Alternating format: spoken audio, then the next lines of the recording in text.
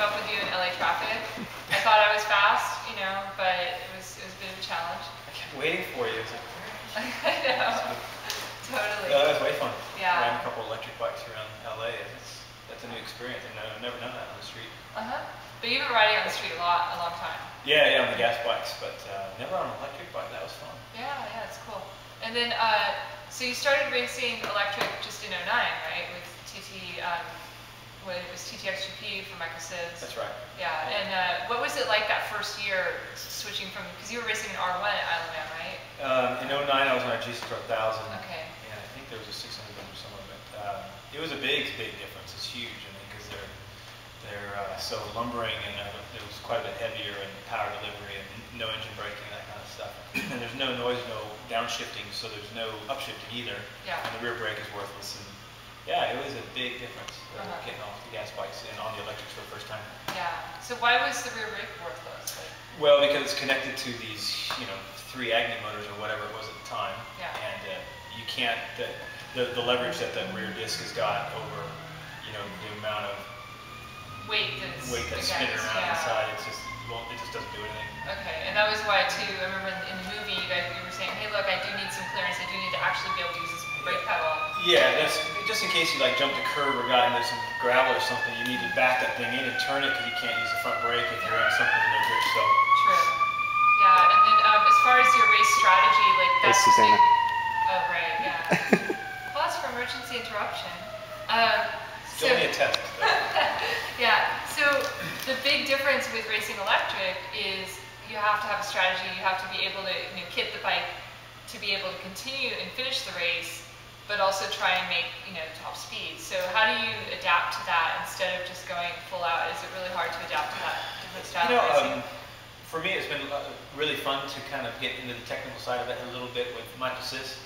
We chatted up like a couple of 14-year-old teenagers, we're just like, get the graphs out. I ask him a simple question, and he pulls out the Rolodex, whatever the name is, and he starts doing all these graphs. And I'm like, well, what about, let's see, if I brake really late, should I just use a regen instead of that, because they recharge the batteries off throttle.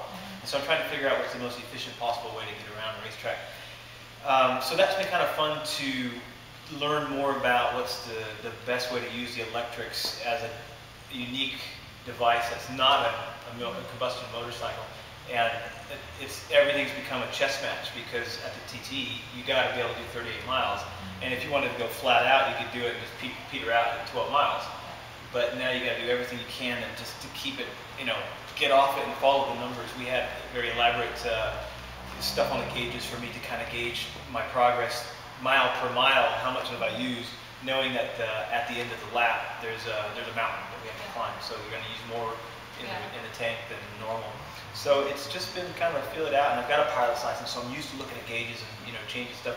But it's been really cool, and I've been really lucky to be a part of this whole electric thing, because the way I look at it is, with all the iPads and the iPhones and everything coming out right now, everybody's excited about the battery technology and how fast computers are getting. But this is a motorcycle race, and not only a motorcycle race, it's on the TT course. Yeah. So it couldn't be cooler to be involved in this cutting edge, beginning of something that will be later in the years, 100 years from now, you could look back and go, oh, how adorable, Those quaint, slow motorcycles that only do 100 mile an hour, 99.97. That's right. It's so heartbreaking. Were you hoping to maybe break? Not for me. I know, yeah, you weren't up against that pressure of trying to break the 10 this year. Well, I tried my hardest, but my teammate was on a slightly superior bike, and he got the 99.6, which I wasn't disappointed at all, because I was not incapable of doing it. I did about a 98.7 or something like that, but the fact that he can get it will make me want to get it next year. Absolutely. That's 10,000 pounds, man. That's a lot of money.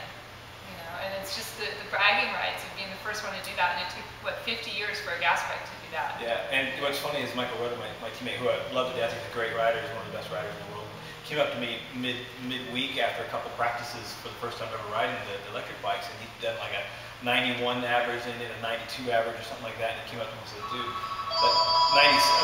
the 97 you did the first year, that's quite impressive, because they're not easy to go that fast. They're just not, it doesn't, it takes a whole different approach of not using up that throttle, but enough to keep it up that thing. But I think next year, it'll clearly be broken.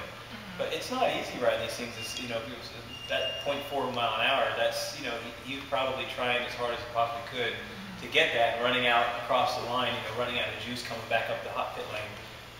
It's a fun thing, and it's really cool that the TT people even put that target to reach. Yeah. Because that's, like you said, like 1952 or something to get to the same place they were on the gas powered stuff. And it just goes to show that it's just not easy to get, even on the, you know, back in the day, those guys must have been riding the piss out of those bikes, you know, with little bikes, 19-inch wheels, like Schwinn bicycles going 100 mile an hour on those things. I know, yeah, it's amazing. We're so lucky, like the technology we have, even, you know, in gas bikes, like the suspension stuff that we have available to us. And that's the thing too, is so Michael did a lot of work on suspension and developed some totally brand new proprietary stuff. And do you feel like, you know, and you guys had to really work through the weight issues and stuff. And so what's that like developing that with him? Well, of course, him and his boys did all the work. The only input I would have is just to sort of insist on a hydraulic or a brake, or, you know, to kind of, he would maybe bounce off an idea or two about how to approach just simple things that's more rider interface. But, you know, the engineers over there, they know what they're doing, and they're trying some new stuff. And it's cool to see from the first year to the second year, there was a big leap in performance of both handling and battery and power plant technologies. And then now in their third year, they managed to bring a brand new spanking motorcycle that was better on paper, but they'd never turned a wheel. And in a few days of practice, the thing finished the race, which is amazing. Yeah, I mean, in first place. It's not a corporation, you know, these boys are up in Oregon just like doing their best. But the newest suspension is clearly better. It's a completely reinvented system again, where it's got the shocks and the forks stuff up under the tank, I saw that, and it all swivels around this carbon fiber, custom-made one-off chassis. It's amazing. Custom forks, and you got to have a lot of trust in these boys when you go down Bray Hill at 180 mile an hour, tank slapping, going, well, the electric bikes don't tank slap, but because they got enough weight to kind of hold them down. Yeah, and you're not going, you don't have the mad acceleration, again, holding 50%. You just don't have that light front end all the time. But it's a lot of trust in these guys that, you know, they've engineered some things on the computers and CAD/CAM and, you know, trial and error, and also from their experience doing the GP projects, that the shit ain't gonna break. You know, that's the main thing, is you don't want something silly to happen, because the tree's still gonna hurt at 70 mile an hour as much as it is at 170. So. Absolutely. And, you know, I love the pictures of, in the footage of the gas bikes catching air, and it's basically flying through the air. And, you know, you're like waiting for the day when you can catch air on an electric bike. We did catch air this year. We both got about an inch. It wasn't much. Oh, but still some air. It was the slowest stuff. It was the slow. Actually, you know, there is a photo I saw, and I can't remember where I saw it from, where the high-speed jump, because on the TT course there's about 3, but there's one slow-speed, high altitude one, and then there's a high-speed, lower altitude one. And on the slow-speed one, we got, you know, our anchor inch, and on the fast one, you could just see the suspension is completely, you know, extended, and we're just floating. Just both of us were like just about 100, probably 115, 20 mile an hour, something like that. And we are airborne, but only by a couple of mil. Yeah, only because you have to have a really good suspension. Yeah, and they're heavy and stuff. You don't want to break the bikes or break the chain or do something silly, so you try not to do anything, you know, for a photograph and end up screwing the race up. So that would be bad.